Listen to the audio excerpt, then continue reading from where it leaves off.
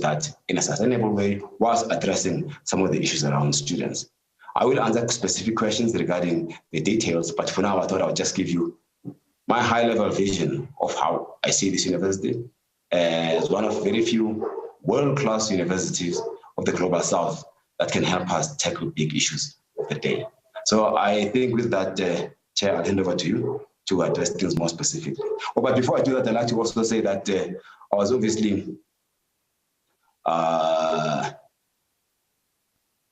disheartened at the level of escalation that played itself out in the Braamfontein Central Business District with the sad loss of a bystander who lost his life yesterday in that situation. And I think my condolences go to the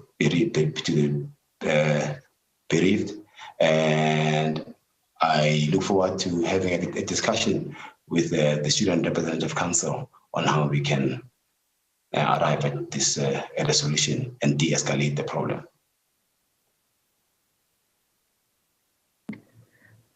Thank you, Vice Chancellor. Would you just want to share some information on the higher education funding crisis that we're finding ourselves in? Perhaps just what's happened since 2015 and 2016 up until now, and what are possibilities for the way going forward in the future? Okay, the higher education crisis, I mean, has been there since almost decades now. And also, before I answer that, I want to make clear that this is not a South African problem, right? It's a global problem. If we think of student debt in the United States, the latest economics numbers I picked up in the Economist magazine says that US student debt is about $2 trillion. So if you were to compare that with our GDP, you see that with debt that is, almost 20 times bigger than the entire economy. So that is the national and global problem we face. Nationally, as I mentioned earlier, this is not a Wits crisis, it's a national crisis of sustainable funding and support for students.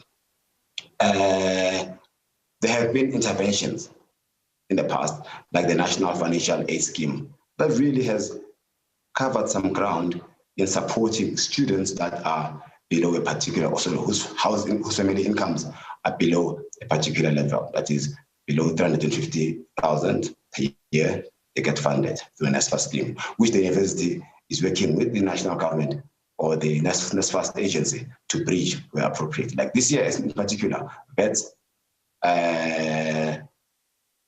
gave upfront funding of 300 million just to allow students who haven't received their national financial aid scheme from the government to just register with us. And that's a point I want to also emphasize as well. And however, the biggest challenge we face is those that are called, the missing middle students who are too rich to qualify and too poor to afford. And then too poor to pay. Too rich to qualify for NSFAS and too poor to pay. And there's a range of those. We have systematically been working on managing that number, and that's where the large bulk of the student debt resides.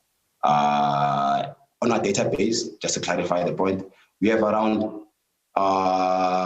6,000, the range of 6,000 and 7,000 students who, to correct, are not going to be excluded, but they are part of what we consider within the basket of in-risk.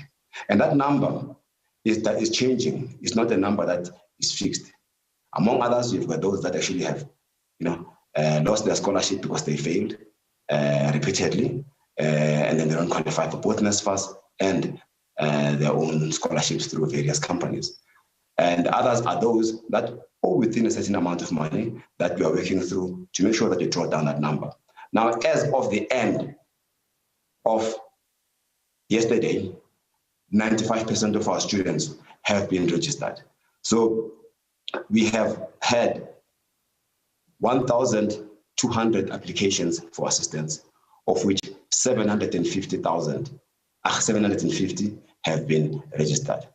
That's almost close to 70% of those that have been registered. And we are working on systematically working through that number on a case-by-case basis to ensure that whilst addressing that particular pressure of students, we do not take decisions that imperil the sustainability of the university. And that to me is how, at least at Wits, we can solve this problem as it manifests itself. But by and large, as I've said earlier, that it is a national crisis. This manifestation at Wits is we get whatever resources we can to minimize the impact of this global crisis, which has been with us, in particular, showed this face in 2015-16. Thanks, VC. And then just to clarify, that 6,000 to 7,000, the SRC has been putting out numbers saying 6,000 to 7,000 students are at risk of being financially excluded. Just to put in context that these are the 6,000 to 7,000 people who owe the university money, who have ever owed the university money over the last 7 years. And as you explained, it's made up of a number of people, some who've dropped out, some who were academically excluded, some who lost their bursaries and funding, and some who are genuinely, who cannot afford to pay their own way. Thanks for touching on the missing middle questions as well. And then could you perhaps just share with the media what Wits has done? You're saying that 95% of students have registered.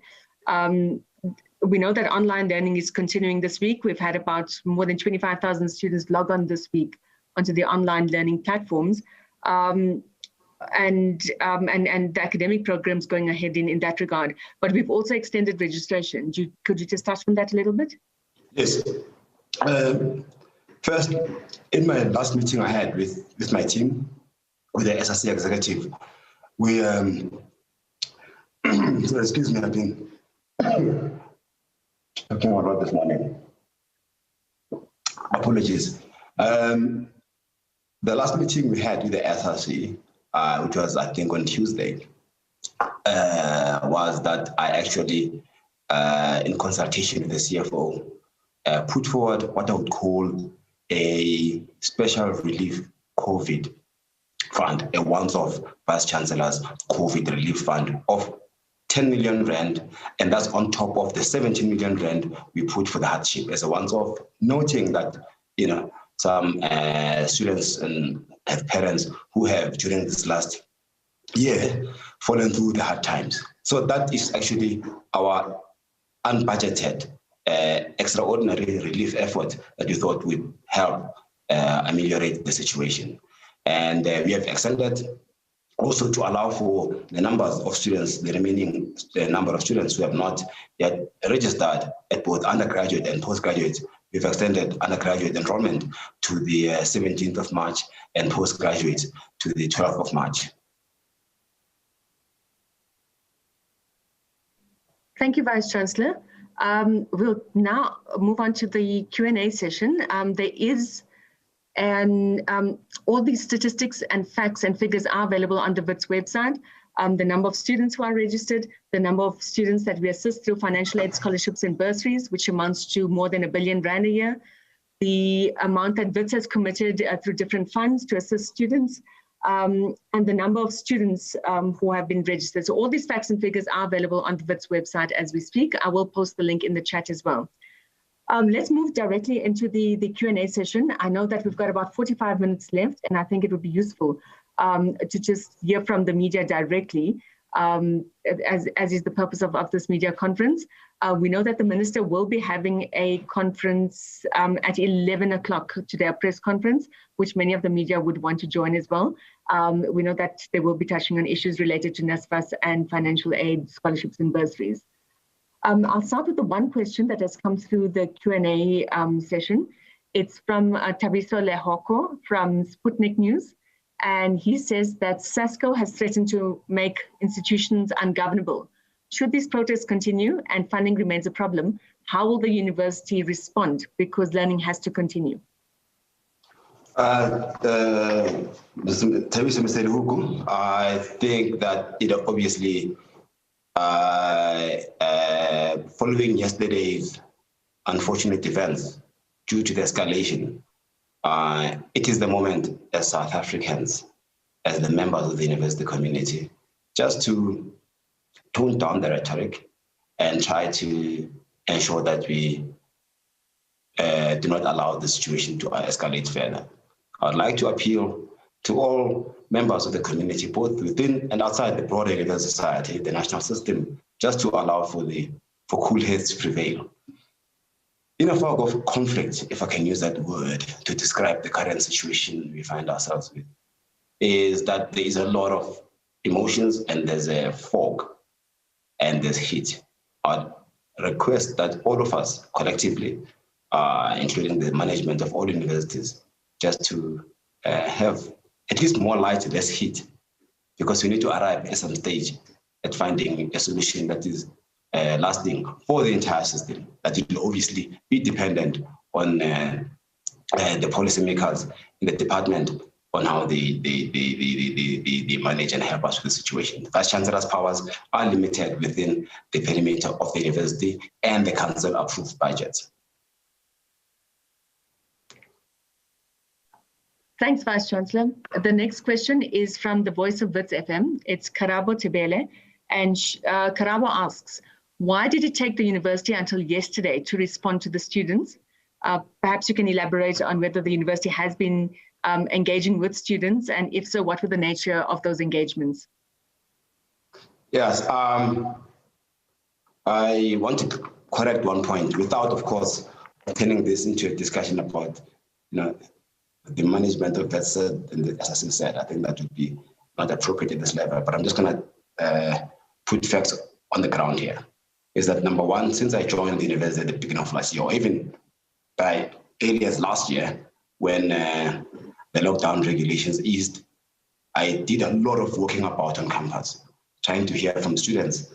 Some of them were exiting SABC members, and some were incoming SABC members. We had an induction. So there's been a series of conversation on a one-to-one bilateral between myself and the leadership, and also with members of my senior executive team. Since I joined the office at the beginning of January, when I assumed the role of the VC, the dean was assigned as a representative whose assignment is to look after student affairs, to start a conversation and deal with some of the requests and demands that the students have made. That was followed by a team that I established of senior executive team members to meet with the SABC. And I think to this day, we've met almost 8 times. At the last meeting, as I repeat, that I was at last week, that's when I actually, as a means of finding a solution to prevent this from happening, given our limited resources, was that special 10 million rand COVID fund and the extension of registration. So all these other concessions that have come along the way have been because of a result of what we can afford, what is sustainable and what is not sustainable. So we have been meeting the SABC throughout this period. And finally, on Monday, I tried to reach out to the Tuesday night, before this, to the SABC president, to have a one-on-one with him and get his team to come in and meet us. And that is something that the dean, we are meant to have met them yesterday, but there was this incident, and today we are having another meeting. We are always reaching out to talk to them and find out how we can agree, and there are things that we cannot all agree on. And I think that is the reality. Okay, thanks, VC. So following on from that, Hello asks, did the university genuinely believe that the large-scale deployment of heavily armed paramilitary and police personnel was the best response, as opposed to, say, a dialogue with students? Like, did you think that the students could be beaten and shot into submission, particularly considering that this kind of protests have been occurring year after year? And this repression has never worked in solving them. So it's quite a loaded question, but basically, I think the three points that they're asking for is, was the deployment of heavily armed people, firstly on campus, if you could comment on that, and then did you have any say? Did you have any say in the police and what they did yesterday? Did you ask them to be deployed yesterday? Yes, the answer for the last one is simple. I'll answer the question in reverse order. On the police deployment, I want to put it on record that I wish the Vice-Chancellor, people assume that the Vice-Chancellor has got executive policing powers. The leader of the university, members of the core, is an academic and an administrator of the university whose jurisdiction ends within the perimeter of the university, right? Anything outside of the university is public order by either JMPD or SABC, and that is out of my control. Internally, and that is the point number one. And I just want to make that clear that even if I wished, I would not have had those powers at all. And therefore, the university wants to make it clear that there was no call coming from the side to do that, because it's not within our mandate in any case. We are not law enforcement officials. That is a public order matter. Internally in the university, first, I want to correct one fact that is not correct. These security members are not armed, right? No one carries guns here. That is not true. And secondly, at every start of the academic year, we need to ensure that we allow protests to take place on campus within parameters, within reason, and allow the continuation of the academic process. And that is something that every management of this university has ensured. And to this day, there haven't been any injuries on campus, as far as I can recall. They've all happened outside. So the university needs to correct that misconception. Thanks. We're obviously talking about this year. I know we saw what played out in 2015 and 2016.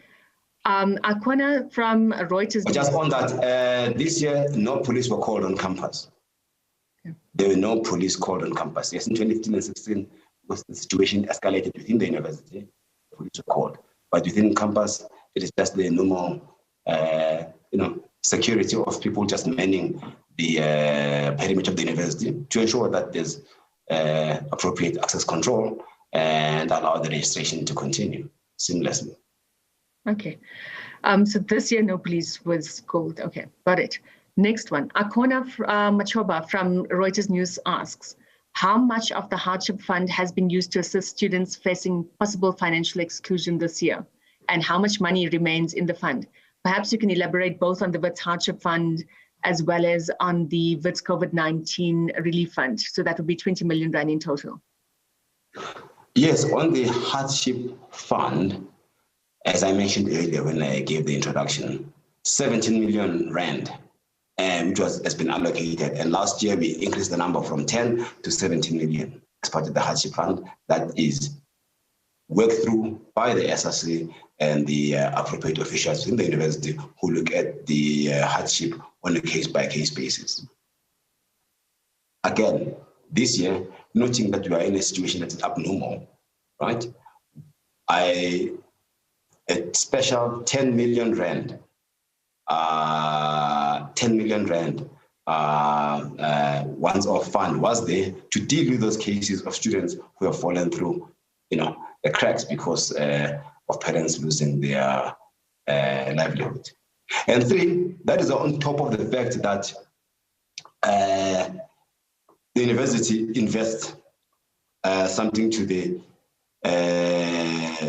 order of 27,000 of the 37,500 or so students at Wits are on some form of scholarship, financial aid, or bursary, right? Some of it is Wits internal bursary, some of it is scholarship they got from outside, and Wits augments that. So that comes to about 1 billion rand that the university dedicates to this management of scholarship on a year-by-year basis. And then we have these hardship funds that bridge the gaps where the scholarship and funding officer cannot afford.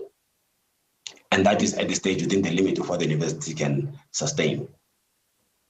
Okay, so that answers the next question, which came from Anastasi, which is saying the main issue here was around financial exclusion in the last few days. And that is for the university to ensure that students with historical debt are allowed to register.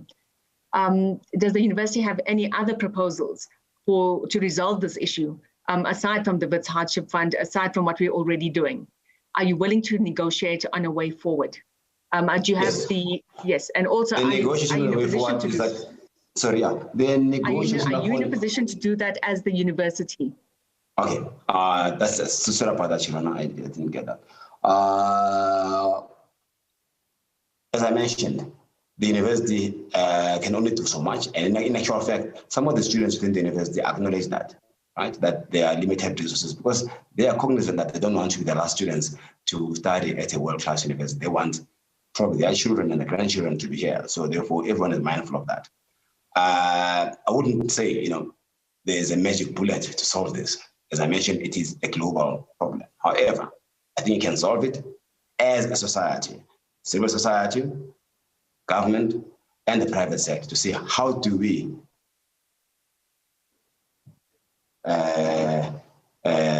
not go back to the situation that we found ourselves in today or yesterday, and the ones that we found ourselves. Even every year, there's been protests over this issue. We try to patch here and there, but we've never really found a sustainable solution going forward. And I think that is the challenge. And I think as part of my mandate now is to focus on that and see how we solve it.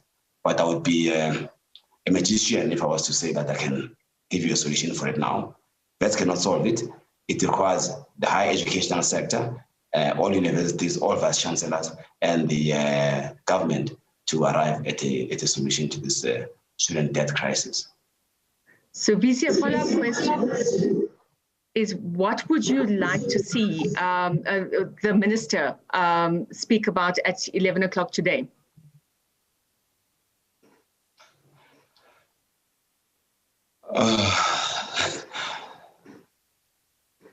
I would like to, of course, my job is not to prescribe to the minister what to do, but I'd like to see him present a solution to this, at least give us ideas on how to present a solution. The minister sits with the budget, he sits with the cabinet, so they've got a high-level overview of the national crisis. So therefore, what I'd like to see, at least guidelines on how the universities can manage their fee increases through government subsidy, and also how they can, where they possibly can, support us in terms of appropriate subsidy, which over the last year has flatlined as well. Again, the government, we are doing all these interventions against subsidy, which is not growing at university from the state.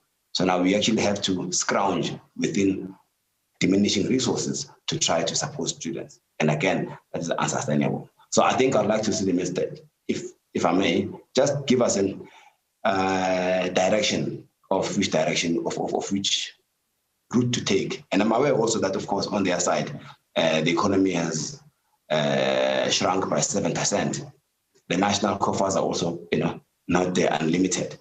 So it's a tough question, and I've got no direct answer for that. But I think at least we need guidance as a university sector of how we can do it. And vets alone cannot solve it. So I wouldn't, as a vets DC, proclaim to be able to solve this crisis.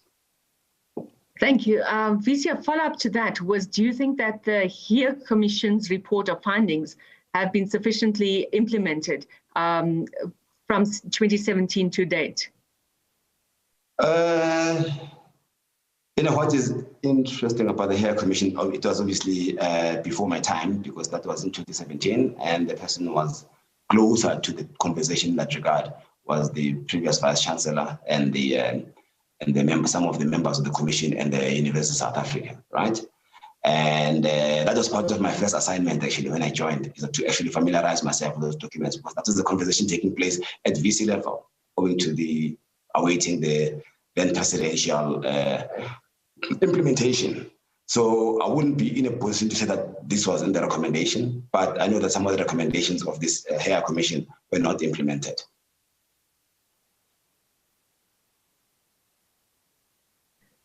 Okay, thank you, VC. We'll take the question from Msindisi from City Press, and he asks, did Wits not foresee these protests? And how is the university now going to resolve this impasse? So similar to one you've answered before, but what's the solution for Wits University going forward? Msindisi, I arrived again on the 1st of January, right? You're trying to find a way around the system. The first thing you do is you open up a conversation with students and say, can you help us solve this? One of the interventions we're going to do was through this sustainable SRC fund, right? And to try to raise about 10-15 million rand and so on and so forth. And then Wits did put 10 million, and I did put an emergency fund to that to actually sustain this. Protests cannot be stopped. but you just have to manage them that they don't escalate. Right? And therefore, did I foresee protests? Maybe yes or no. I never, personally never thought that I would have a protest with such high escalation so soon after my takeover. I think I'm the first VC to be greeted with a protest, but that's part of, whilst I was still trying to find my feet. But I think we'll have to just find our way around and resolve this, because with each crisis, you need to find solutions as they present themselves. But I think, to me, engagement at various levels is very important. Okay, thanks, BC. We're moving back to yesterday's incident. So we've got 2 or 3 related questions which I'll group together. Number 1, has Wits University reached out to the family of the man who passed away yesterday? Number 2, we've had some Wits students who were injured. Are we engaging with the police and with IPID to ensure that a proper investigation will take place? And then number 3, what is the current situation at the university? From within the university campus itself, for the last 3 days, things have been proceeding normally, under the circumstances. So as I can report on that, all these events took place in the Braamfontein CPD, and the university will allow the process, the IP process, to take its course. I mean, there are professionals who are dealing with that case. Once yesterday I sat through trying to get as much information as I can, because there was a lot of information overflow that you need to now sit down and understand the situation, and which is why I called this press conference to explain the first situation. And of course, the next we've actually sent out messages of condolences broadly around this issue, and we also have reached out to students of the university, those that actually have, the journalists that got caught in the ensuing confrontation through the Wits counseling unit, and so on and so forth. We are making all our services readily available for students to receive counseling and trauma counseling, and because they are deeper than even physical injuries. So that is actually our current focus at the moment. Okay. The next question is from Dinesh Balia, and Dinesh looks after many of the student publications on campus. And she asks, is there a move at USAF level to ask for some sort of state-sponsored bailout for historical debt? That's a very good question. Actually, I think that is something that USAF need to worry about. Whether the state will bail out or not is at a different level. And that is something that, I've not yet had time or left to take and engage with USAF on that, and see whether we can. That's one of the options that we could look into, or really look deeply into the implementations of some of the recommendations that came from some of the studies that were done, and see whether we can, and take a step back and say, how do we correct or rethink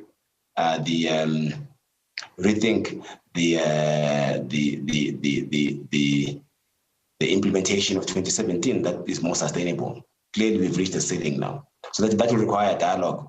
Maybe that the bailout could be one of the many solutions, but it's not the one size fits all. That you can say bailout, then you solve the issues. You've seen that bailouts don't work sometimes. So it's a question of how do we, as USAF, as the higher educational departments and treasury, work out the process of what can be implemented that is sustainable beyond just bailouts. The next question is from Edwin Naidu, and he asks, what is your solution to eradicate this 1 billion rand student debt and to ensure that there's no recurrence of protests and loss of life and injuries? And more importantly, what is Wits's take on the unnecessary SABC violence? Was anyone at threat to call for such action?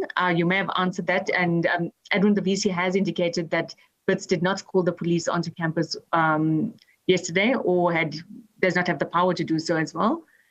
So VC, if you could answer that question, what's the solution to eradicating the 1 billion rand student debt and ensuring that there are no recurrence of protests? And then secondly, what's your take on the unnecessary SABC violence? Yeah. I think the one on SABC violence has been answered, Edwin, that actually it's a public order matter. And we were concerned, and I think it's regrettable that someone died because of what I would call, disproportionate use of containing the protest. And I'm not saying this as someone who's an expert on riot control, and I think that the situation could have been resolved better. But I did answer that one on calling the police, so I think that was addressed earlier.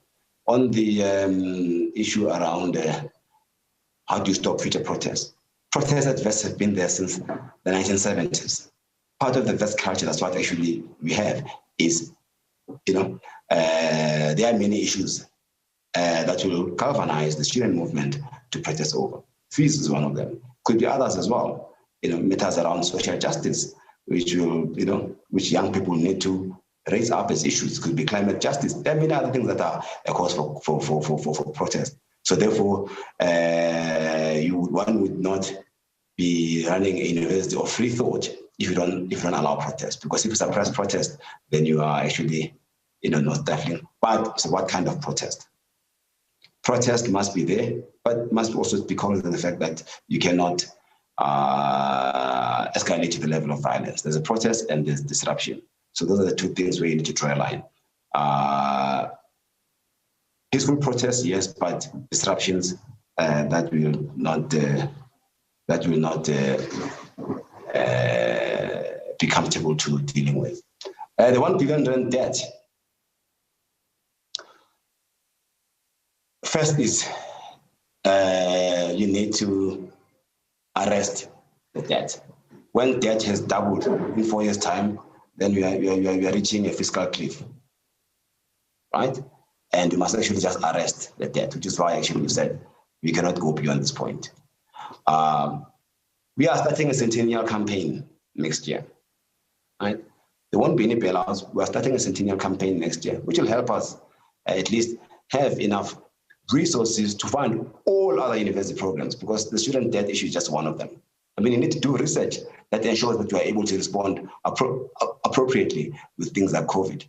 So if you have actually taken money from one research pot, South Africa will never have coped, at least at a level of policy advice, at a level of vaccine development with COVID. And Wits was the university that actually was at the center of driving this project. So one actually has to be careful that, you cannot solve student debt just like that and compromise some of the core functions of the university that are of national and continental importance.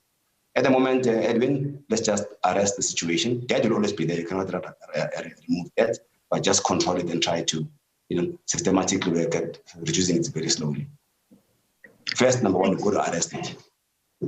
Thank you, Vice Chancellor. So it's changing tack slightly. We've got about 3 questions from Akona, from Mpumzi, and Msindisi around the academic program. So when did the academic program commence? Is it ongoing? Have there been any disruptions to the academic program? And do you anticipate if there'll be any future possible disruptions to the academic program?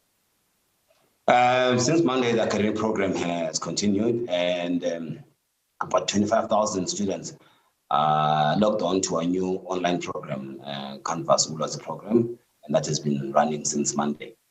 And some students, of course, because of their conditions at home, or cannot access data, or are far away from home, the home conditions don't allow our own campus increases as part of ensuring that we do not allow this digital divide to create internal inequalities.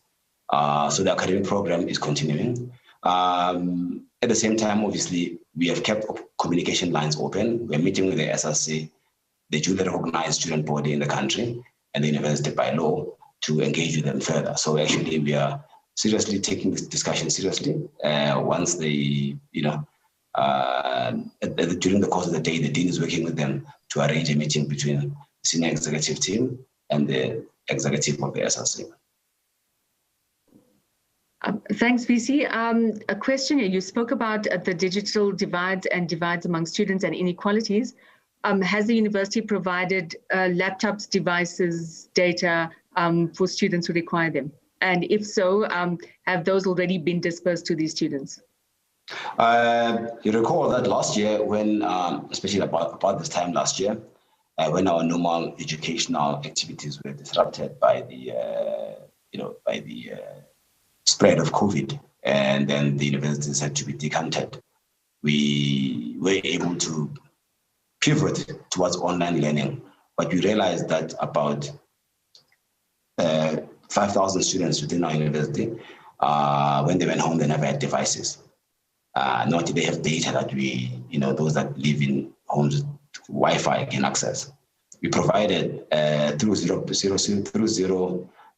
rating with MNOs, the tech companies, for zero rating at 20 plus 10 gigabytes, right? That is the data that the students have. And this year we've also arrived at the same, more or less the same arrangement as well. We provided devices to those in form of a loan pool, 3,000 to 5,000 devices that are part of now our pool that we sourced from the sector, and that was also part of our intervention, and then data and loading of software that will allow the academic program to continue to ensure that even those that do not have the appropriate facilities working remotely can access with the same level of access as those that come from families that can afford. And in extreme cases, despite COVID, we ensured that we bring some of the students onto campus whose home conditions just don't allow for them to meaningfully benefit from this online learning. A question on student engagement. So you've said that you've had meetings with the SRC. However, many other organizations have also submitted demands to the university. Why has the university not responded to all the groups who have submitted demands? As far as I can interpret the statutes of the university, right? You can talk, as I mentioned, you can talk to other student formations, but you have to have one formal structure. There's one executive management of the university. There's a recognized labor at university in various forms, and there's also a recognized structure that is enshrined in the Higher University Act, and that is the SSC, right? Demands can come, the dean does receive those demands, but we respond to them in a way that actually ensures that it is aligned with the structures of the university. I think that is something that is, we cannot compromise on that, to ensure that you've got appropriate governance in place. There is a democratically elected SRC. I might disagree with them, but they are a structure that I will engage with on this. There are student societies that deal with other issues other than this, like surfing society, chess society. Yes, we do meet them as part of the broader CSO, clubs and society engagement. Thanks, VC. Another question: do you think that the university will go back to being a contact teaching university? Will you look at blended learning options? And if so, could you accept more students who can study online? That is a question that everyone is asking globally as well. I mean, all times higher education and all other higher education authorities are dealing with that question. What is the future of learning, teaching and learning post-COVID? One thing that's for sure, we'll not do online forever. Online is not the means of fully online. We need to move to what I would call hybrid and flexible mode of learning. So we are now actually thinking of the future of education where we do both online and physical contact, because physical contact is important to create those networks that you need for young people to learn through peer learning. So therefore, I think there are limits to the online program. So that, I think, to me, is I see the future of learning as just something which is a mixture of both, depending on the subject and depending on the course material. And I think that is the opportunity that COVID has presented to us to rethink the way we've taught over the last 1,000 years, effectively. The one on whether we will be. We are a contact university. I mean, one must not deny that fact. I mean, the correspondence university would be, the University of South Africa. We are a contact university. However, possibly one of the means we can look into is to increase certain online streams for those that can not afford to come. That allows us to increase access. At the same time, we don't want to run a parallel university as well, right? A university of those that are Wits on the ground and those that are online Wits. You've got to be careful here. We are one university.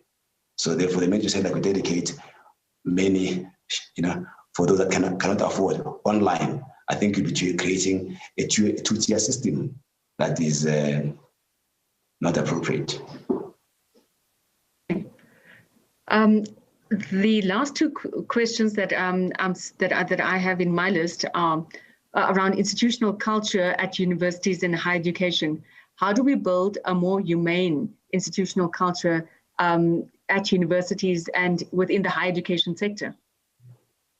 I cannot speak for the other higher educational sector. I mean, we've got other VCs who are in charge of that. And I think before this unfortunate escalation, I was actually going through a process of meeting staff. Okay, not meet them physically, but to actually explain to the staff the vision that we have for the university. And among the key pillars of this vision is institutional culture, right? How I can create an inclusive culture that actually respects and that pushes for excellence, but at the same time respects our diversity. And that is something that will be work in progress. And I've started that conversation with all academics, all professional and administrative staff to actually think about, as VEST turns 100, what is the VEST that you want? That I cannot say this is a culture I can impose. Culture is grown from within the university through dialogues.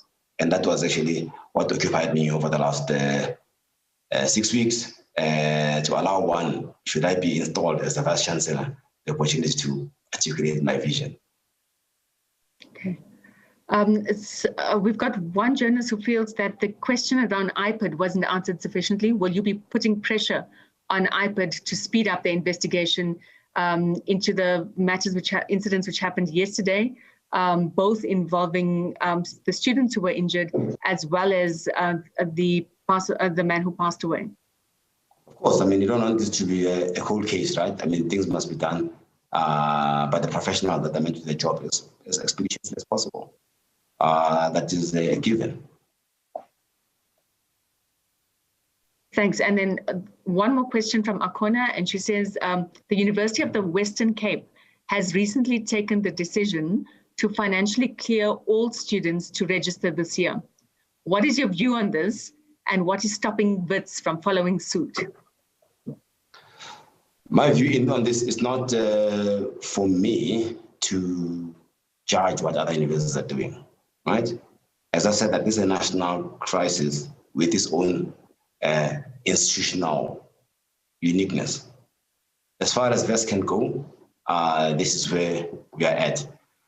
Just doing something because I don't know what actually parameters or data informed the Vice Chancellor of UWC to implement that. Maybe it's got some, so I don't want to actually copy paste the template that has been used elsewhere. We need to work out the template what actually works for VETS, and noting the VETS' institutional position as a global African university. What can we do in a sustainable way that, at least from the VETS point of view, will ensure that we address student debt, which is a national problem, and also ensure that the university endures for generations to come. VC, so a follow-up to that, that's what we've got the last two questions here, which I can see we've probably got time just for the last two before people hop into the minister's press briefing after this. The first is these protests impact on the university, they impact on people, they impact on the institutional culture. but they also impact on the reputation of the university. Do you think that this will, that these kinds of protests impact on Wits' reputation and its ranking, both in South Africa and abroad? Wits' ranking over the last 7 years has been improving. We are undisputedly one of the leading universities on the continent, and also among emerging market universities, which just came from the recent Times Higher Education rating, which puts us among the top 12 out of 200 nations from Eastern Europe, Latin America, the rest of the African continent, and some parts of Asia. So, and we are number 12 out of more than 40, say 20,000 universities in that ranking system. And obviously, if people see an element of instability in the system, it will, not reflect well on the academic reputation rather not on the academic reputation, on just the perception of the university. But in terms of the core work we do, research, teaching, and learning, that is not compromised at all. What just need to work on is, finding solutions. And I would also end on this note that Wits, by its position, because of its standing as arguably Africa's most central, premier, and now clearly important university, because the amount of spotlight that focuses on us are not only problems of Wits, but Wits is a lighthouse for all the problems that we face.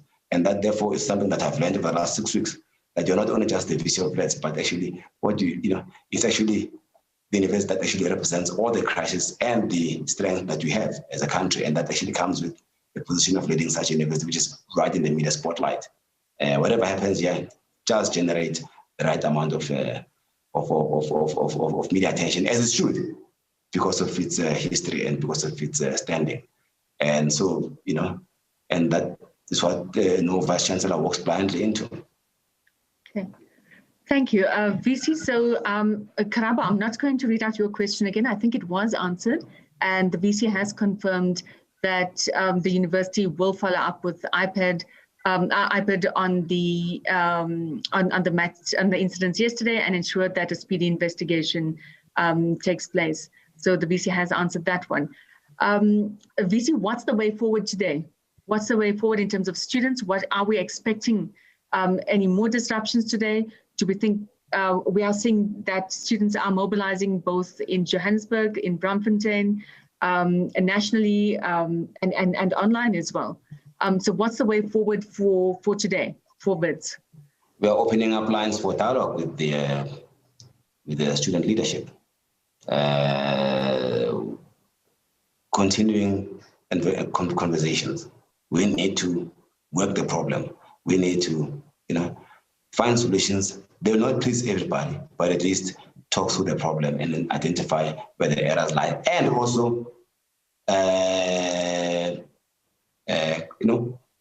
let people know what is the state of the numbers, as I presented you the numbers, the real facts on the ground in terms of number of enrollment, the nature and scale of the problem, and then deal with it in a clear and concise, precise way, without just throwing numbers thereabouts. We know what numbers they are. I've shared them with you. We just need to, as a university, deal with it as a university. However, as I close, this is a national problem. It is not the Wits problem. It's a national problem. Within the university, we can do whatever you can, but it is a national problem, as I've mentioned earlier. VC, are you going to be meeting with the minister anytime soon to talk about these issues? I've been in touch with the minister's got a press conference. I've been in touch with some of officials in the department whom I've briefed about this situation. But it has to be done as a collective. So through the USAF, the University of South Africa, we'll await guidance from Professor Bauer, who's the head of USAF, to facilitate that discussion at the right time. Okay. Thank you, Vice Chancellor, and thank you to our colleagues from the media. Thanks for joining us. I know that there are still a few unanswered questions.